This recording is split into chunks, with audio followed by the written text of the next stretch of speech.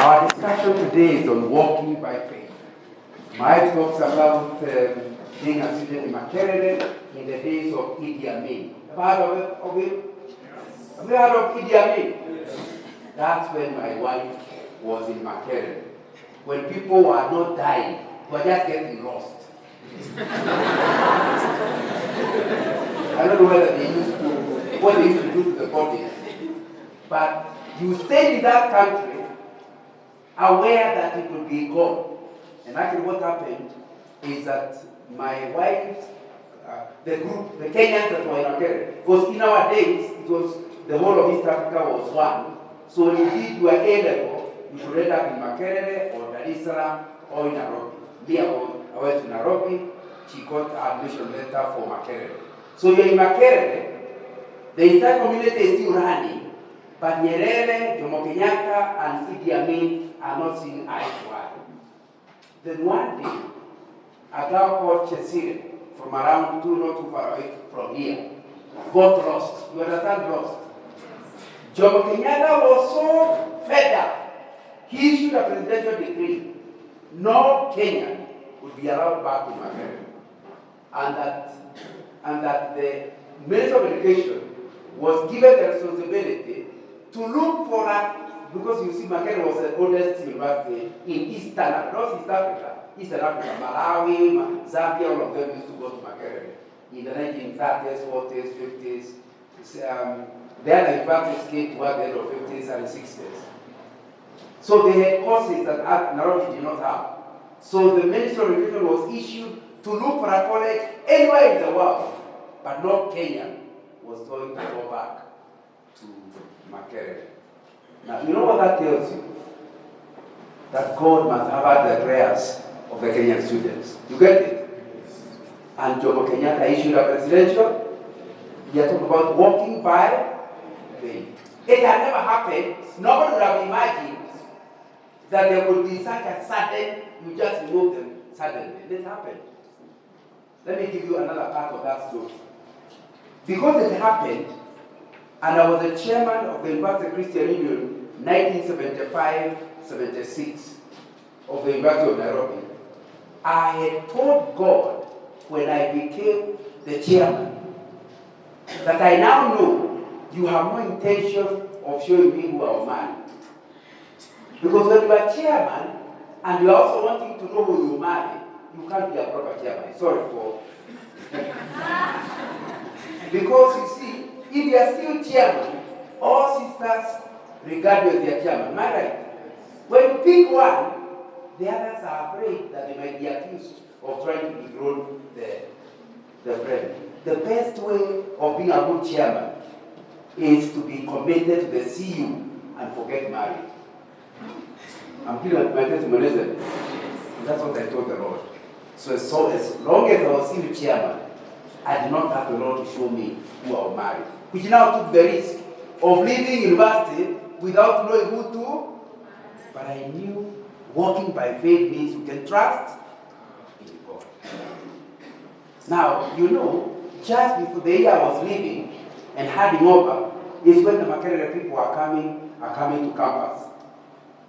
One of my classmates at Alliance High School, who had gone to Makerere, told me when the president issued the decree, he came to me and said, Nana, I hear you are the CU chairman, and they are coming to Nairobi.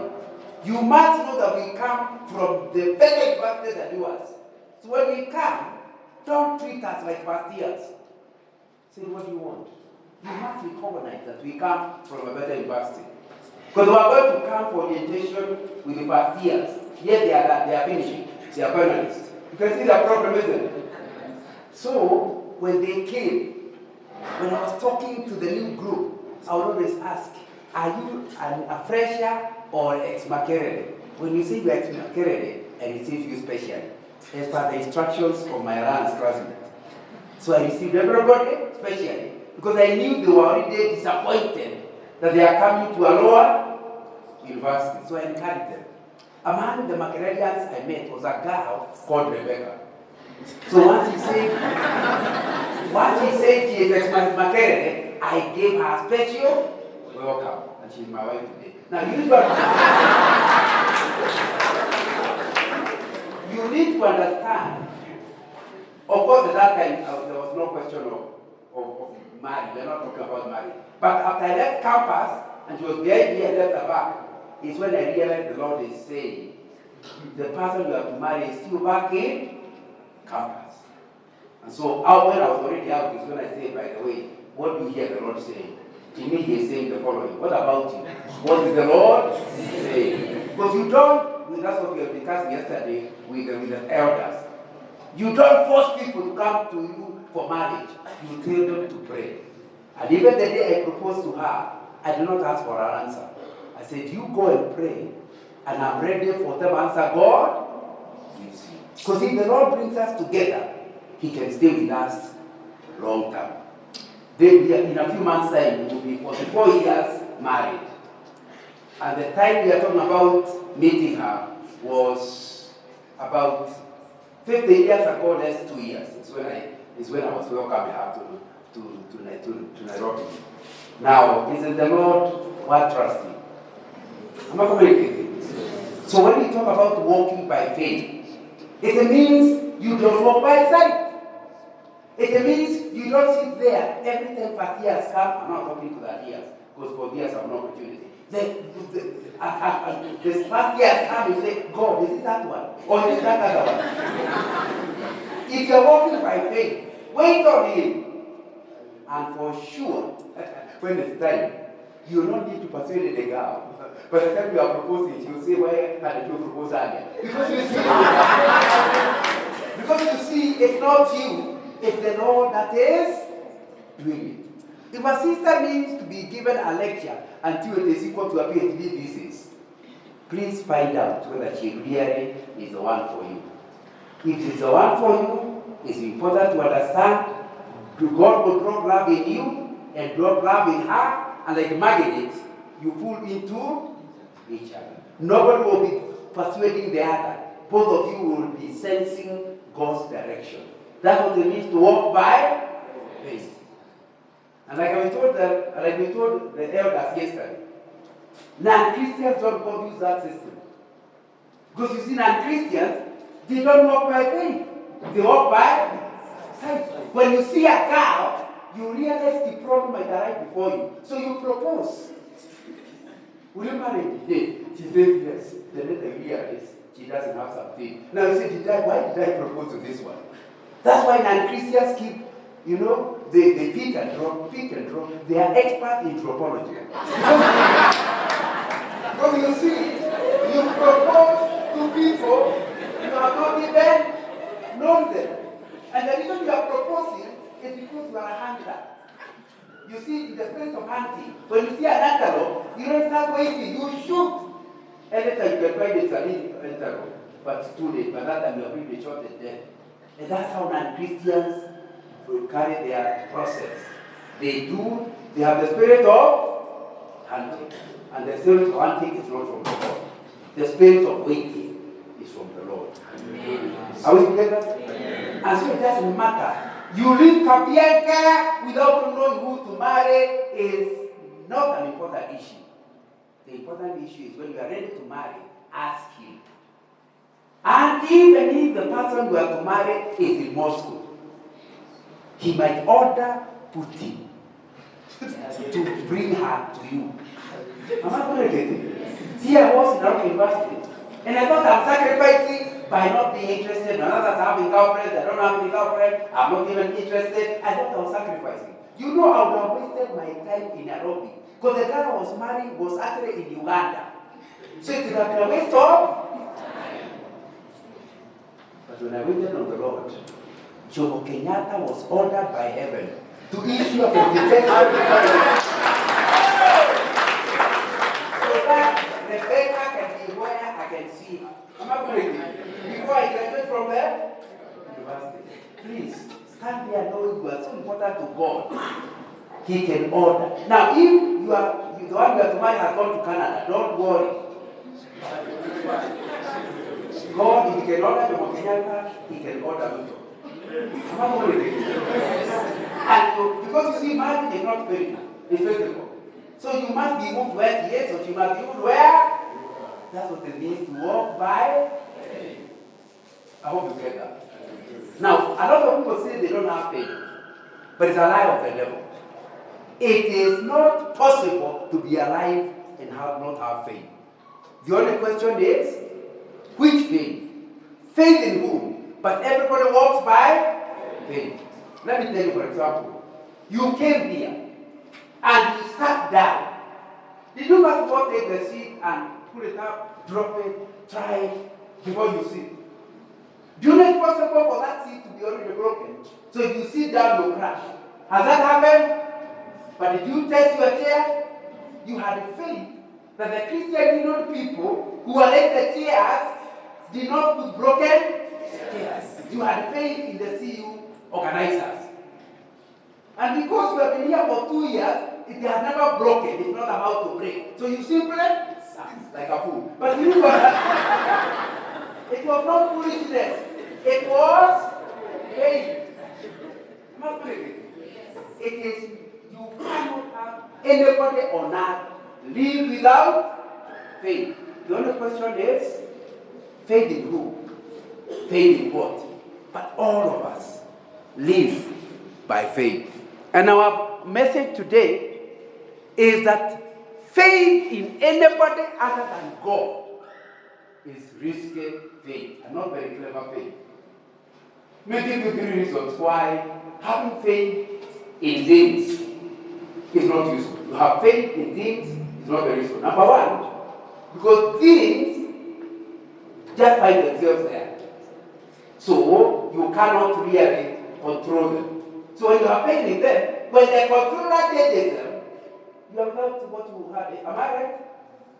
For example, if you have faith in money, like during the Patini era, maybe you are, I don't think you are still there. You remember 1992, 93, 94, there was a crisis in Kenya. It's called the Golden Bag saga. When, if you are earning 20,000 shillings in your pocket, this man, he could buy a chair. The foreign man, he could not even buy a paper. Inflation was 100% continuously. Because money was being printed and lowering, those of you who are economists, lowering the value of the shilling to the extent that the prices were simply not increasing but doubling. Am I going to get? So inflation was at ease.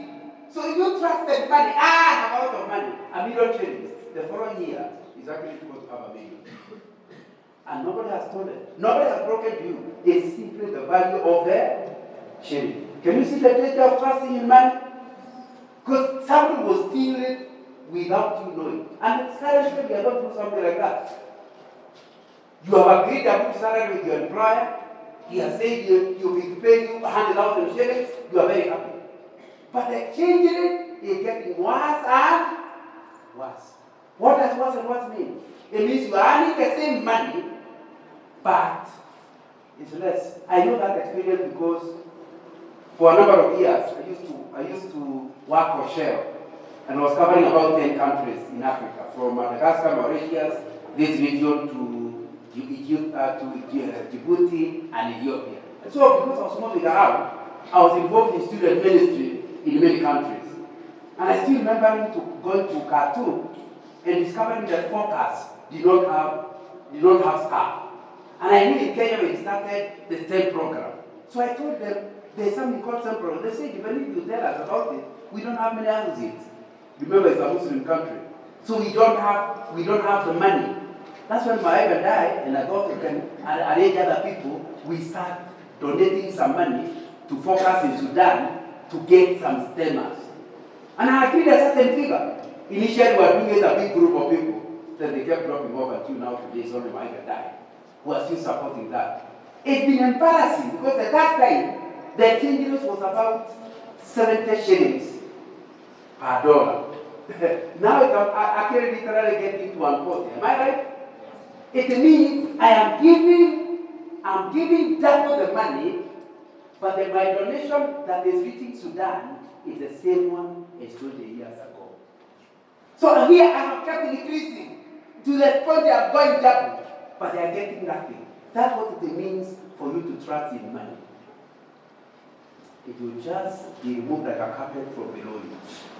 So you need to ask yourself, is that a good thing you can trust in money when it can change? But others don't trust that, they trust their uncles. You know, my rich uncle, Mama Sawa. Until your uncle hears a story from somebody who doesn't like you. Says that nephew of yours, he just wasted his life in Kapianga. He did not have any girlfriends, multiplied by 10, to understand the behavior of your nephew. You mean all this pocket money was given, that's what was given? Yeah! And he says from now onwards, not a single shilling to that nephew of mine. So you have trusted him, but from the story he has had and he has believed it, now you have a problem. Do those things happen? Am I talking things that happen? And you don't simply understand why your uncle is behaving the way he is, and he doesn't even tell you. You simply are confused. My friends, God actually has already summarized this. Cursed is he who puts his faith in, or even a woman. Women are included. Am I correct? So we are discussing faith, walking by faith. We are saying all of us have faith. But where is your faith? The third alternative is faith in ancestral worship. Where you are told, if you do this and that and the other, you are sure things will happen. Like currently among Kikuyu, there's a big resurgence of moving back to ancestral worship. Such that when you go wanting to marry, they start to first check, was your grandmother's dowry paid?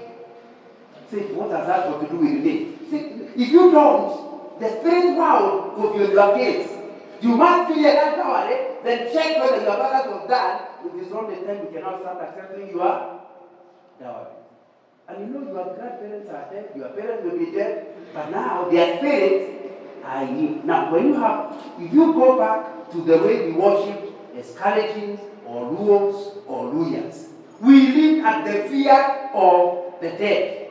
In fact, it's dictatorship by the dead. If you doubt me, just have somebody sick and you try to raise money for their bill. It's very difficult for people to give you money. Am I right? But wait until the guy dies.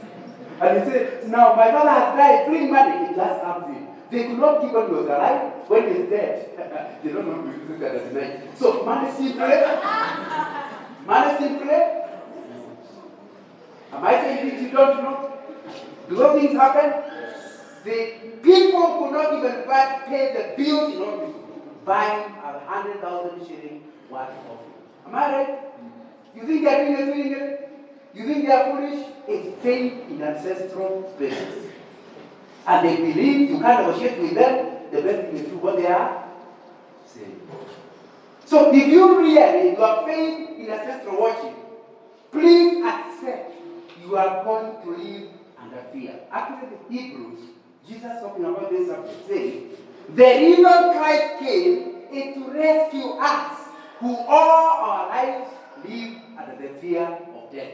In other words, ancestral worship, if you worship traditionally, it means living under fear. Every time your child is sick, you find out which spirit is unhappy. If you want to know details of this, read Jomo Kenyatta's book, Facing Mount Kenya. He calls it appeasing the spirit. It's not quite worship, it's appeasing. And we live our lives appeasing spirits we can't see. If your faith is in ancestral worship, and it's coming in a big way, where even some of you, as you sit here, there are things you have put under your belt in order to be in good books with the ancestral parents. I'm here to tell you that Christ came and he offered himself as the object of faith. And that when you put your trust in him, you are then assured, if you have faith in him, he's going to cover your back. You no longer, and he does not require anything at all from you. He doesn't ask you to kill a goat. He doesn't ask you to shed any blood. He says the blood he shed on the cross was, in the book of Hebrews, we are told, it was shed once and for all mankind. That means as you sit here and you have failed God, because all of us have seen and fallen short of the glory of God. In order to trust Him, all He needs is for you to say, yes, I confess I have done wrong. But there is nothing else. Just simply accepting your sin and they are forgiven. What have you done? Absolutely nothing. The book of Ephesians chapter 2, verse 8, 9, and 10, it says, we are saved by grace, through faith. Not of ourselves, lest any man should. It means that when you put your trust in God, and you, through Jesus Christ, you are sure of Him walking with you all the days of your life, and it does not matter that you are not a good guy or a bad guy, or whoever you are. All you require is to admit you are not a good guy, and you are sure of His forgiveness. If you choose not to trust in Him, then you must be ready to produce a vote. You must be ready to correct all the errors of history in order to please the ancestors. But when you come to Christ, there is absolutely nothing. Of course, there are some people who are these days kind of cheating, saying, if you want healing, send $1,000. That's not in the Bible. We are calling that in prosperity gospel, but it's not a gospel at all. Last month I was in Egerton University, and for the whole weekend we are discussing about the prosperity gospel. And the message was, prosperity gospel is not a gospel at all. Because prosperity gospel is giving the impression that you can trade with God. Scratch my back and I scratch. But unfortunately, God is a spirit, He has no back. So where are you going to scratch? Am I communicating? So it's important to understand the faith we are talking about. It's a faith in a God who requires absolutely nothing from you. He requires only that you put trust in Him. And because you have put your trust in Him, it means from then onwards, you do not trust your mind, don't trust your wisdom. You always ask Him, God, what should I do? And because you trust in Him, you believe His recommendation is the best. One of the books I have written, and I was told, also it's not in the website, it's called Finding a Life Partner, which is how to transit from being single to being double. You understand the process. That's what my book is dealing with. And that tests your faith. The other day, I think I was in, I can't remember which university I was in, Mount Kenya area. And on my way back, one of the associates told me that, can I give them a lift back in Nairobi? I said, yes. And I said, I have a problem with one of your books. He said, we have 2-3 hours to Nairobi. So ask. So he said, I don't like the title of your book. I said, why? I do not want to find the right partner. I want to choose. So how can you call your book like finding a right partner? It should be changed to choosing a right partner. I said, maybe the one who led you to the Lord did not do proper discipleship. Because coming to Christ means surrendering your will to God's will. From then onwards, you do not choose. The last choice a Christian makes is the choice of Christ. From then onward, you will never, ever make another choice. They now ask Him, God, what is your choice for me? Your job is not to choose. Your job is to find God's choice. Which is what I was asking the Lord when this girl from Makerere came. Who have you chosen for me? Because I don't want to choose. You can imagine choosing a girl because she's a guy. And you say, God, that one, I have chosen her. And for sure she's a guy. And when she sings in the sea, you feel like you are flying to heaven. Now, when you see somebody like that, you choose her. What you are not aware is that what she is your wife. 2-3 children, she is a drum. Now, and remember, you married her. You married her because she was a figure. You are in trouble. You had to, like, when Rebecca met me, I used to have an afro hairstyle. My hair reached here, it was an afro hairstyle. As a young man, you see my pictures when you are getting married. But you only need to spend a few more years. I'm now over 70 years. And you can see an airport has developed on the front. Since you was married afro hairstyle, It's no longer available. Am I communicating? But you know, the Lord knows exactly how that house will look after 50 years of marriage. Am I communicating? So, isn't it better to allow him to choose? Because whoever you look like, you look somebody says you are such handsome man, or you go to a girl. That girl is so beautiful. Look at that guy he married. Now you are worried about the look of the husband. The sister was worried about what God is saying. And because he is walking by faith, she trusted him. And you see, once God said that guy with the flappy ears and long nose is the one to marry, you are not interested in the nose. You are interested in the one who is resident inside. Remember, what you are seeing is not Nana. You are seeing the body of. That's when I die, we call it the remains. Am I communicating? Because that's not Nana. Nana is in the Lord. But you know, Nana is not burial. You can never bury me. But you can bury my body. Am I communicating? So this wrong nose and drop areas and drop body is not the girl you are marrying. It's not the man you are marrying. It is somebody resident inside. Am I communicating? You know, you can go in a good estate here in Eldoret, and you're going to be, sorry, or Kisumu in Milimani.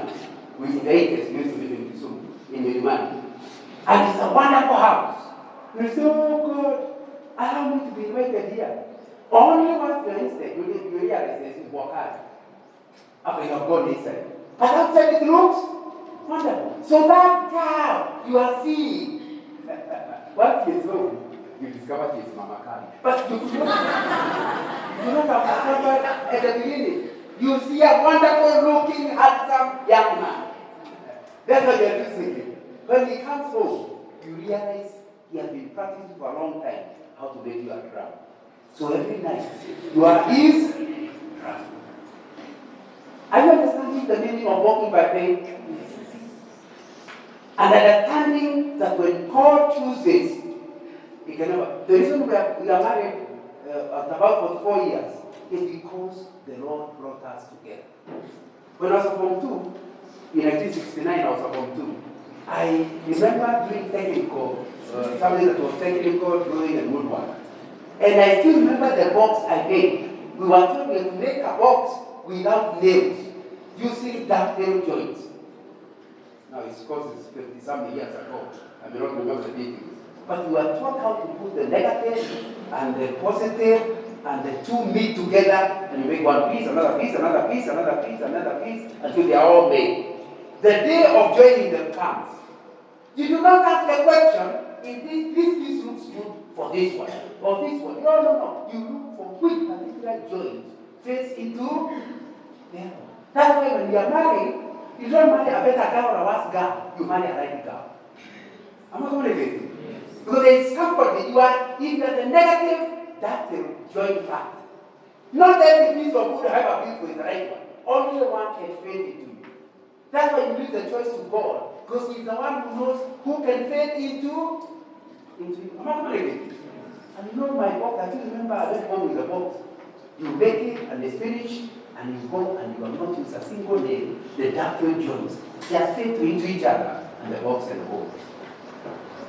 That's what it means to walk with the Lord.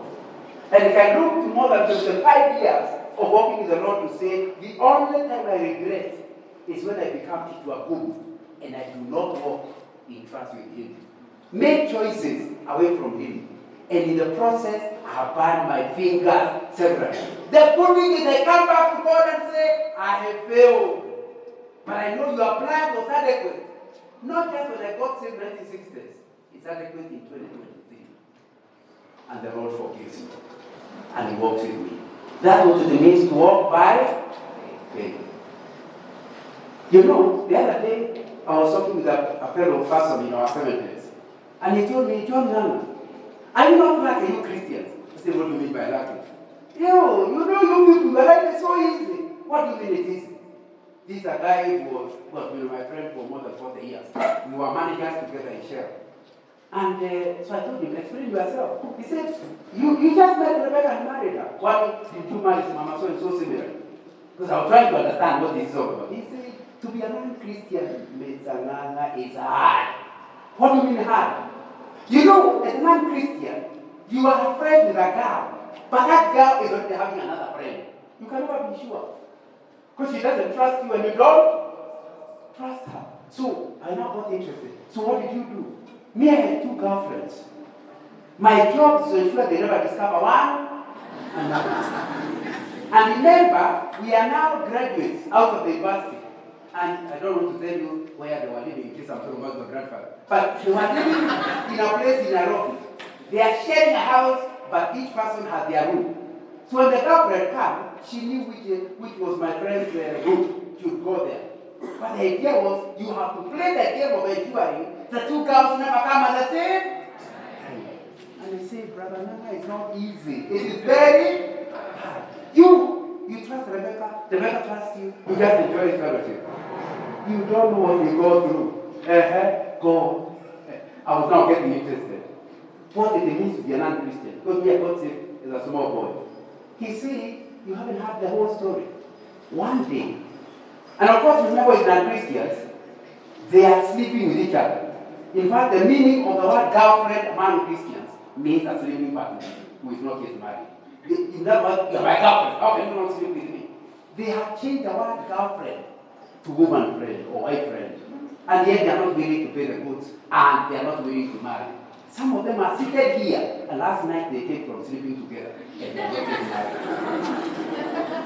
And many girls have ruined their lives because of sleeping with somebody before the wedding day. My friend here, if you ever sleep with a girl before committing yourself wrong term, the Bible calls it sexual immorality, and God promises to punish you. Am I communicating? I hear even some Christians, they are Christians, and they still say, you are my girlfriend. See, we are 2 willing adults. You see, in a relationship for a Christian, if you are walking by faith, God is a party to that relationship. And if he's a party, until he gives you permission, if you sleep with her, you basically are calling on yourself a curse. And that includes sleeping with your girlfriend the morning of the wedding.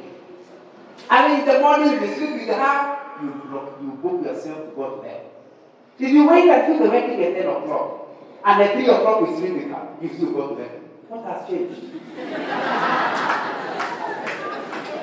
What has changed? What has changed is that according to Matthew 19 and according to Mark chapter 10, the Bible says, let those who God has joined together, those God has joined together, let no man separate. So that tells you the joiner of a Christian marriage must be. So the 2 of you can't actually join. God must join you. So the fact that the girl has accepted you, the fact that the boy has accepted you, means you are still separate. Let those God has joined. But Brother Nana, we like each other. Even if you like each other, you are still not joined. Only God can join you. You may even have gone, and the parents of the girl have told you she is yours. But you see, it's not the parents of the girl to join you. Who is to join you? Even you may have $100. The clan elders have said she is yours. But it's not the clan elders to join you. It has to be. And until you are joined by God, you are bringing a curse on yourself and your children. And your children's children. My wife was explaining it yesterday. The spirit of immorality might end up with the 3rd generation. All because you claim to be Christians and you slept with each other before the wedding day. And remember, we are not discussing pregnancy. We are not discussing HIV. Those are extra. The curse comes even if the girl does not get. You know, the girls these days are clever. They use gadgets to ensure they don't get pregnant, but they are still on their way to hell. The fact you don't get pregnant does not produce. And you know boys can't get pregnant. Am I right? My friend, you are not pregnant, but in your way to hell, you have got God's curse on you and your children. Simply because of agreeing to sleep with a girl before God has joined you together. We are not suggesting, like we said yesterday, we are not suggesting that the wedding process doesn't happen. You still have to go to the parents of the girl to seek the permission to marry her. Your 2 families have to come together. But what you go to your parents of the girl to do is to seek the affirmation that God may join you. Am I communicating? They don't join you, they don't give permission to marry, they give permission to go for the one who are saying they are the ones who join to marry. If you want a marriage that lasts, you must allow God to join you. Let those God has joined, no man can put asunder. So if your intention is to have a long-term marriage, then you must allow him to make a choice. Your job is not to choose. Your job is to find. And although I'm not taking too long, I can give you testimonies in terms of work and how the Lord has led me. I can tell you a lot for share for around that a year. Before then, I was working for a development bank. And again, I didn't choose to go to Shell. When Jomo Kenyatta died in 1978, I was in a workshop. Somewhere in Parklands in Nairobi, where we were being, UNDP had called us together to learn project appraisal. But there were private sector people and government people. Me, I was working for a paracetamol. And we finished. Of course, I had prayed God would help me. I told God, when I get the first job, I must stay there I must get quotable experience. And to me, you don't have quotable experience, and then you can count it in years. You don't count it in months, you count it in years. I had cleared 1 year, I was in the second year. I knew I'm in line with what God said. But anyway, I was ready to say I enjoyed my work. When we went back, one of the managers from Shell, who was in the workshop, rang me and said, John, from the discussion, the way it was a 4 month, so we had a lot of time together. From the way we were discussing, we believe you are the business analyst we are looking for. Whatever the title they give it in that organization. I said, no. I'm not willing to change. I enjoy my job. One of the things I enjoyed about it is I was writing project papers for people to get loans or to support industrial projects. And so I wrote papers. Instead of giving to teachers to mark, I gave to the board. And I felt very encouraged. It was intellectually challenging. I looked at business, other business, selling, buying, as not intellectually challenging. So I was not very keen to leave. But the guy said, just come, we talk. And I can tell you, to cut a long story, I ended up in Shell because God chose it. I kept resisting. I told God, if it is your will, when I go to the personnel manager, those days were not called the HR manager, I'll double my salary. Which I know then they will not accept. But if it is you, they can accept. So whenever they wanted to take me, I was talking to the personnel manager and I told him I knew my salary. So I doubled too. And then the guy didn't comment. He started talking about his what their medical policy. But in your 20s, you are healthy. You don't even care about medical policy. Talk about pension. Who wants my pension? I asked him, but sir, did you hear the salary I want? The guy went, young man, I can handle that. So I had to keep quiet. So he talked about many things, and I don't think I was listening much. We finished. Do you know, later I was sent a letter, literally doubling my salary. And I knew God was saying, this is the direction to go. When I went there, I stayed about half a year, serving the Lord in our industry. You need to understand, when we talk about walking by faith, it's not just about marriage. Even jobs come from God. Am I communicating? And it's important to understand, we can give one story after the other. I want to encourage you as a first year. Choose God.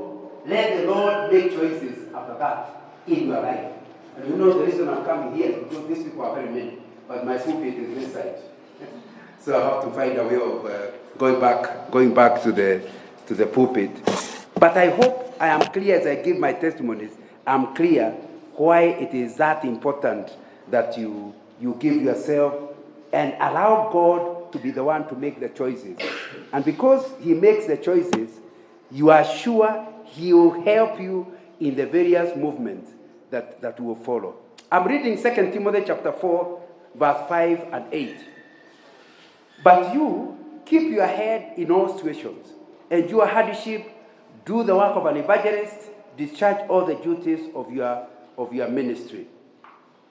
For I am already being poured out like a drink offering, and the time for my departure is near. I have fought the good fight. I have finished the race. I've kept the faith. Now there is in store for me the crown of righteousness, which is the Lord, the righteous judge, will award to me on that day. Not only to me, but also to all who have longed for his appearing. You know what Paul is saying? He's looking backwards to the walk of faith. And if you read, you understand what we are saying. Without faith, you will not have a spiritual life. We are only able to walk by faith if we have an object of our faith that we trust, that can be trusted. Faith needs to be a spiritual discipline you hold dear to your life, walking by faith. You really cannot be a Christian without walking in the way of faith. When we fully put our trust in God and so live a life of faith, we live in joy even before we actually, the things God has promised happen. What are we saying?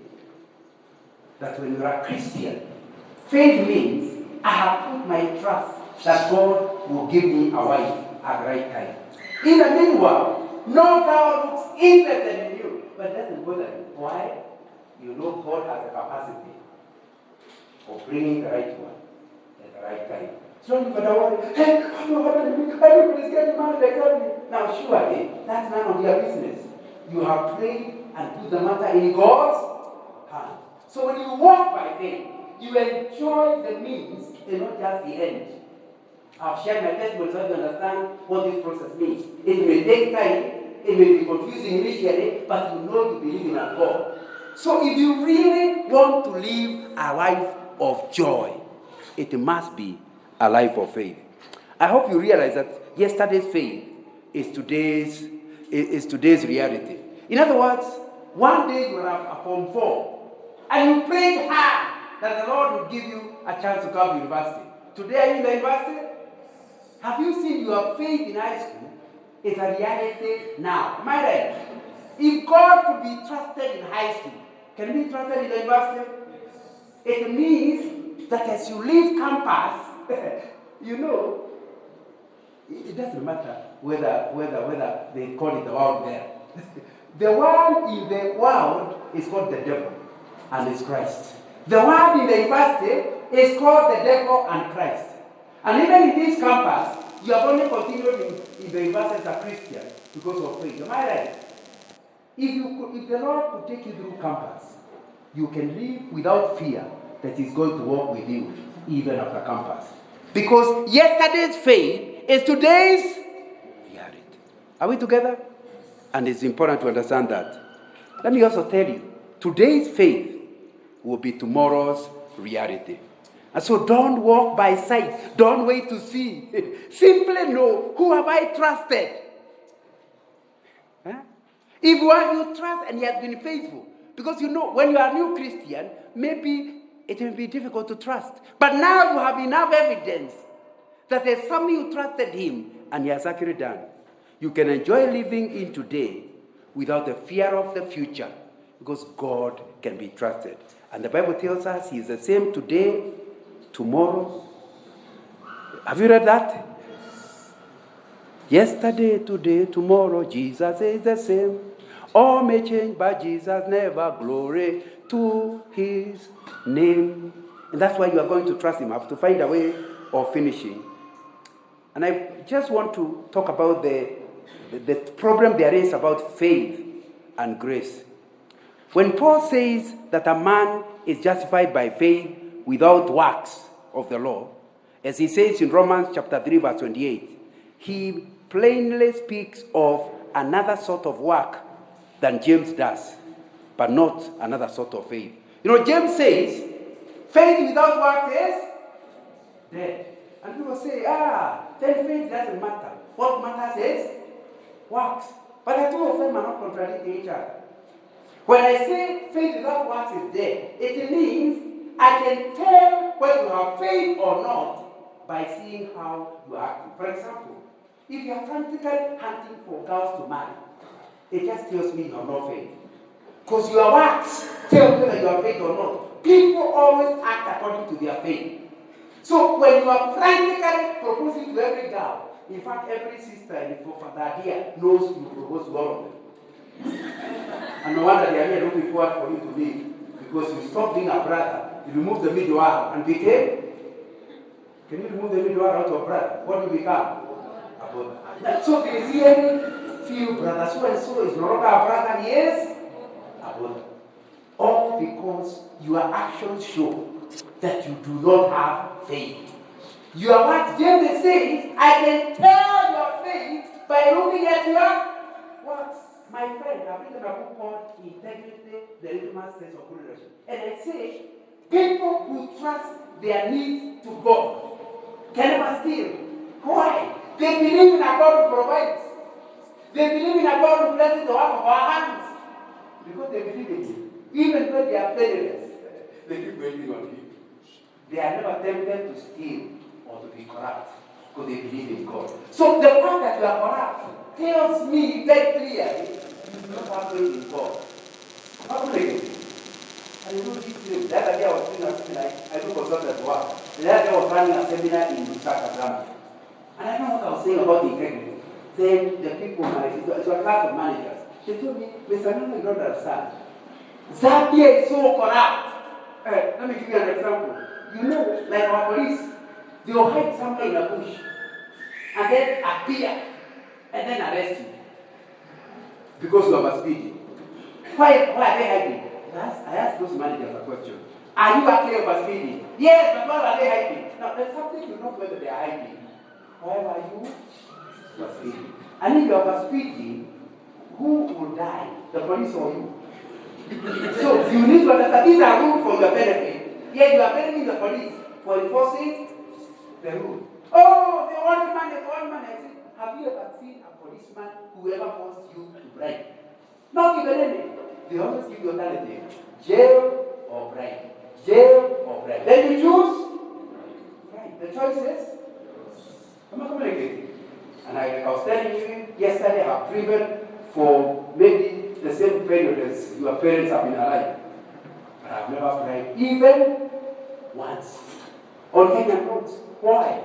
Because when a police stops me, bribery is not an alternative. Going to jail is. So you see, there are two alternatives, and that one is not a choice for Christians. I trust in God to get me out. Or, if He wants me to see how a prison looks like, you allow me to go there. The choice is His. Are we together? So, for that period, of course I've been arrested. Many times. But the Lord always rescues me. But not all the time. One day I was actually locked in a prison with other Mabusus. Because the Lord wanted me to see. He wants me to have an exposure to how Mabusus, the prisoners in the cell, how they actually operate. So you need to understand, James is saying, we can always tell whether you have faith on the basis of your actions. To say you have faith, but your actions are different, you are talking about dead faith. I'm not communicating. So when we talk about faith, it will be important to understand in talking about faith that Paul is not saying anything different from James. Paul speaks of works wrought in obedience to the law of Moses and before men's embracing the faith of the gospel. And he had to deal with those who valued themselves so highly upon those works that they rejected the gospel. But James speaks of works done in obedience to the gospel and as a proper and necessary effects and fruits of sound believing in Christ. So Paul is saying, do not assume you can go to heaven on the basis of your actions without grace. But he is also saying, once grace is operating in your life, your actions will change. So it is a cart before the horse. It is faith first, actions second. If you put actions earlier, those are dead works. Am I clear? And that's what really the Bible is actually telling us. Both are concerned to magnify the faith of the gospel as that which alone could save us and justify us. But Paul magnifies it by showing the insufficiency of any works of the law before faith, or in opposition to the doctrine of justification by Jesus Christ. James magnifies the same faith by showing what are the genuine and necessary products of operational faith. Let's skip over to Hebrews 11 verse 1. It says, now faith is being sure of what we hope for and certain of what we do not see. What are we learning? That faith is having confidence in somebody you have not seen, believing he that you have not seen, but you believe in, will keep his promise. It's an inner assurance that what he has said will eventually happen. So when you talk about pistis, am I pronouncing it correctly, elders? When I talk about pistis, I'm talking about a man who walks in trust with God and is so sure of God's ability and willingness that they are willing to say no to everything. Am I communicating? You know, there are two problems people have. Sometimes, in putting their trust in God, they believe God is not able. God can handle this, but this one is only handled traditionally. Have you ever seen that? Somebody gets sick, they send him to hospital, he's not getting well, they say, no, let's go back. This type can only be dealt not by Jesus, but let's go to the elders. They doubt that God is sovereign, that he is omnipotent. They doubt. Once you doubt God as the sovereign, that he has ability to do within everything, then you are no longer walking in the way of faith. Because the way of faith says that all people, all animals, all creation is created by God. So whatever power, whatever wisdom they have is delegated authority. But God has supreme authority. Am I communicating? So whatever God is unable to do, there is no court of appeal on God's decision. That's what the three boys, Shadrach, Meshach, and Abednego said. We know our God is able to save us from the fire. You know the story, isn't it? I told the king, we know our God. But if God chooses not to help us, let me be clear to you, O king, we are ready to go into the fire. The king was so annoyed, he made the fire hot how many times? 7. It was so hot that even the people throwing them the fire were in trouble themselves. You know the story, isn't it? Once they are inside, the God they believed in was able to cover them. There was a visit of the 4th man. You know the story, isn't it? When they came out, they could not even smell fire. That's what faith can do. You know what sounds foolish? The king says, don't you see? Can't you see? There is the fire. I won't even make it hotter. But when you trust in God, you know the king's ability is limited. It can never come to the level of God. So if the Lord chooses that your child will die now rather than later, you will not take that child to which doctors go they are more powerful. Why? You know if God has chosen her to die, even after which doctors, he will still die. Maybe after 3 years or 4. But he will still die. Why not allow the child to die? Like Shadrach, Meshach, and Abednego, than choose to have a demon in him. Because you will not take your child to the demons without demons becoming part of you. Am I communicating? So you need to understand when you talk about going by faith, it means sometimes allowing destruction to happen to you. Because you are happier destroyed in God than healed with the demons. That's what it means to walk by faith. And it's important to ask yourself, is that the faith you have? Faith in a God who is able to do everything. And I can tell you that. There's a time I went to visit the doctor and the doctor said, hey, John, I don't like what I'm seeing. What is it? It's terminal. That's almost 30 years ago. And he explained that lasting long was an issue. So I didn't see myself reaching the age of 50. Because the doctor is the one who knows with us, isn't it? Initially, I was shocked when I remember. If God knows 50 years are enough for me to work for him, why want to live to 70? If he knows I need to live to 70, he is able to operate beyond the doctor's estimation. Am I right? Now I'm over 70. It's proof I'm a walking miracle. Am I communicating? So we are not talking about things that are theory. You know, as you go to that hospital and the doctor has said, you realize the doctor may be right. But for me to live as Christ and to die is guilt. So you go to the place aware ready for heaven. Ready to live and ready to die. So instead of living under fear, you are like having fellowship. No. You realize once you are in God, our God's ability has no comparison. That's how it is so enjoyable to be a Christian. Because you never live under fear, even after you are told. I remember a time a guy came when I was a district manager for Shell. And a guy was so annoyed with me requiring certain standards. He came with a gun to my office, placed it on the table for me to get a message. If I don't sort out his contract, this is a gun. And the guy told me he is SSP, Senior Superintendent of Police Reserve. That means I'll be dead and there will be no case. Just told him, you know, where you come from, a few other people who are there say they are Christians. They also say they want to go to heaven. And they are here.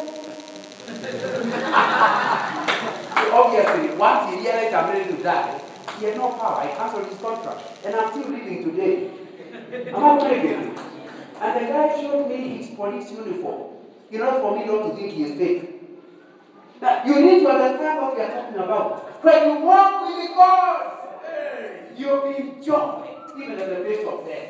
Because you know a God higher than an SSP. I'm not communicating. Choose not to walk by faith, and you choose fear, you choose lack of joy, and you choose low quality living. But you're a Christian, you enjoy life here, and yet you enjoy another one in heaven. It's not either or. You get both by walking with the Lord. So that's one problem we have. The second problem we have, some people believe in God's ability, but they doubt His goodness. In other words, God is able, but He doesn't like me. Now, you would have to contradict the Bible, isn't it? Because we are told God is love. In other words, His other name is love. So God loves you. So if you believe He is able, never believe that there are some things He will do for others and not do for that. The choice He makes has nothing to do with His needs. Because God has no needs. He always does something for the good of His children. So whatever happens to me is not for His good, but for your good, to the glory of God. That's what it means to actually walk by faith. And it's important to understand. So to walk by faith means to walk in confidence on things you have not yet seen, but you know the one behind it. In other words, I can face tomorrow because I know who holds tomorrow. Let us pray.